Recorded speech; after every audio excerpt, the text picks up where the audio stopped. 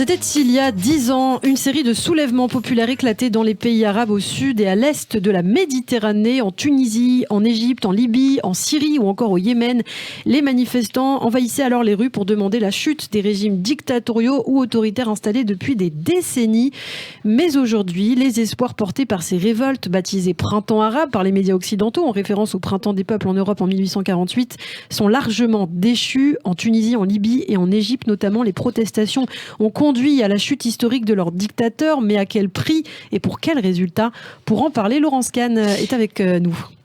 Et oui, vous parliez de la Tunisie. Revenons-en aux revendications de départ. C'était le 17 décembre 2010.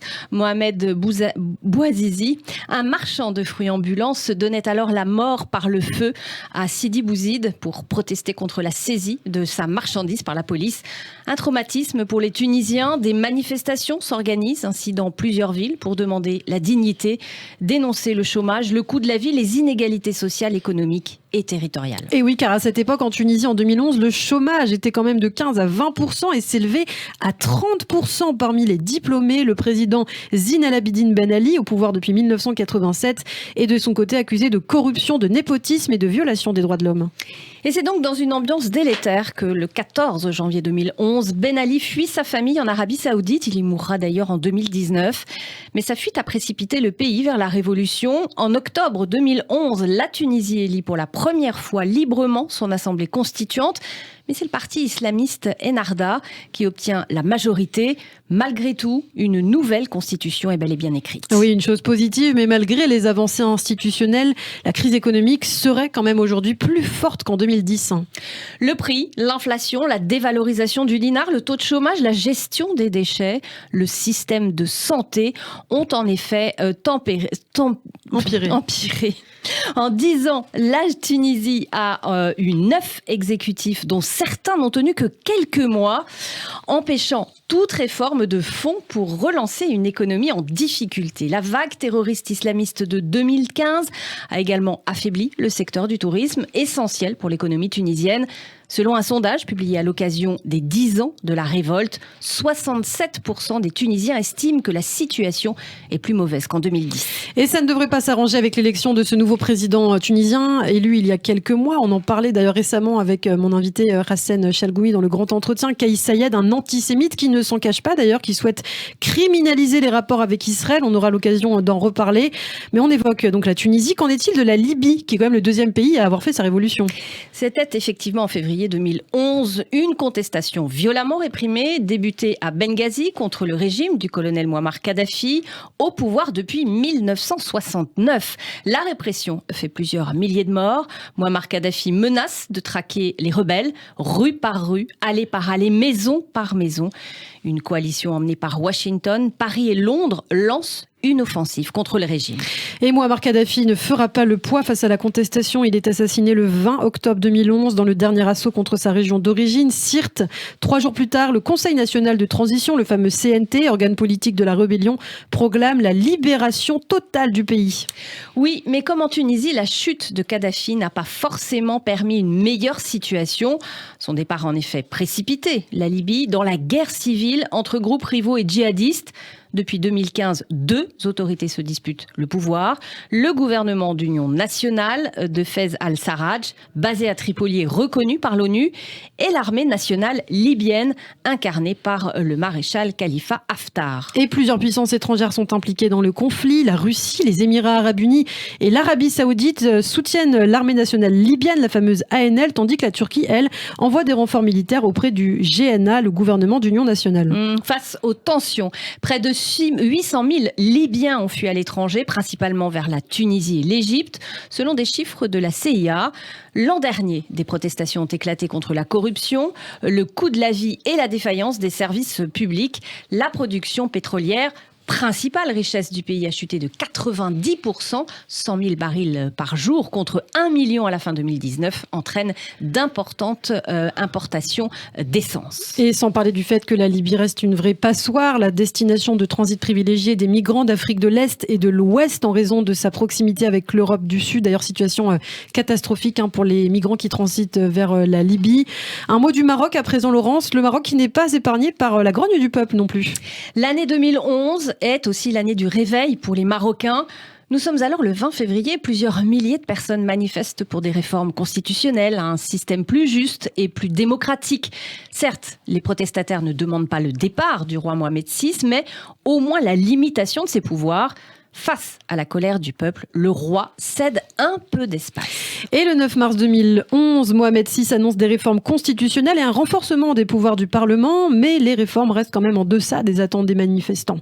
Qu'en est-il de la Syrie ? La Syrie qui est certainement le pays où la révolution du peuple a le plus mal tourné. C'est un véritable bain de sang, en effet, que connaîtra la Syrie pendant 10 ans. Tout débute le 6 mars 2011. Une quinzaine d'adolescents gribouillent sur les murs de leur école de Daraa, dans le sud de la Syrie. Ils écrivent « Ton tour est arrivé, docteur », à l'intention du président Bachar al-Assad, qui, pour rappel, est ophtalmologiste de formation. Ça tourne mal. Les adolescents seront arrêtés et torturés. Arrivent alors les premières manifestations pour des changements démocratiques et Bachar el-Assad ne concède rien face à son impitoyable répression et notamment, on le sait, l'utilisation d'armes chimiques sur sa population. Le soulèvement tourne à la guerre civile, des organisations terroristes, l'État islamique et Al-Qaïda profitent de ce chaos et s'implantent dans le conflit. Daesh sème la terreur, procédant à des décapitations, des exécutions massives, des viols, des rapts et un nettoyage ethnique. Si jusqu'en 2013, le régime recule donc face aux différentes factions rebelles, il reprend du poil de la bête en 2015 grâce à l'intervention militaire de la Russie, alliée de Damas. Bachar el-Assad récupère des bastions historiques de l'opposition comme la Ghouta orientale ou la région de Deraa. Et au total, en 10 ans, le conflit en Syrie a quand même fait plus de 380 000 morts et entraîné l'exode interne et externe de millions de personnes. Oui, des détenus qui continuent de mourir dans des prisons où la torture est fréquente. D'après plusieurs ONG, l'Observatoire syrien des droits de l'homme estime ainsi que 100 000 personnes ont été tuées dans des prisons du pays depuis 2011. Et en Égypte aussi, par ailleurs, on parle de la Syrie, c'est vrai, mais en Égypte aussi, le conflit a fait de nombreux morts. Moubarak dégage, pain, liberté, dignité. Le 25 janvier 2011, des milliers d'Égyptiens défilaient aussi au Caire, à Alexandrie et dans de nombreuses autres villes du pays pour réclamer le départ d'Hosni Moubarak au pouvoir depuis 1981. Et c'est en 15 jours que le président Moubarak démissionnera après 30 ans d'un règne sans partage. Il remet alors ses pouvoirs au Conseil suprême des forces armées, mais là aussi, c'est l'islamisme qui s'installe. En 2012, le candidat des frères musulmans, Mohamed Morsi, devient ainsi le premier président issu d'un scrutin libre. Et un an plus tard, après des manifestations de masse, il est finalement destitué par l'armée dirigée par Abdel Fattah al-Sisi. Mohamed Morsi est condamné à rester en prison. Depuis ce coup d'État, au moins 60 000 opposants militants des droits de l'homme et journalistes ont été arrêtés et emprisonnés. Et la situation économique est catastrophique. La valeur de la livre égyptienne a chuté. La dette a presque triplé depuis 2014 et le prix des biens de première nécessité a fortement augmenté. Selon un rapport de la Banque mondiale en 2019, environ 60% des Égyptiens sont pauvres ou vulnérables. Et on peut parler aussi rapidement du cas de la Jordanie. Plusieurs manifestations regroupant plusieurs milliers de personnes ont lieu contre la vie chère en janvier 2011 et la politique économique du gouvernement. Parmi les slogans « Non à la faim » qui vise à nous mettre à genoux. Le gouvernement répond d'abord par des mesures sociales, notamment la baisse de certains prix. Et puis en février, le roi Abdallah II nomme un nouveau Premier ministre pour mener de réelles réformes politiques, mais ne satisfait pas l'opposition. Alors on parle de la Jordanie, mais on peut parler aussi du Bahreïn, du Yémen. Le Yémen, où pour ce dernier cas, la situation, Laurence, est gravissime. La situation humanitaire dans le pays continue chaque jour de se détériorer. Selon le Quai d'Orsay, le Yémen est l'un des 4 pays classés en situation de pré-famine par les Nations Unies. 80% de la population dépend de l'aide humanitaire pour survivre.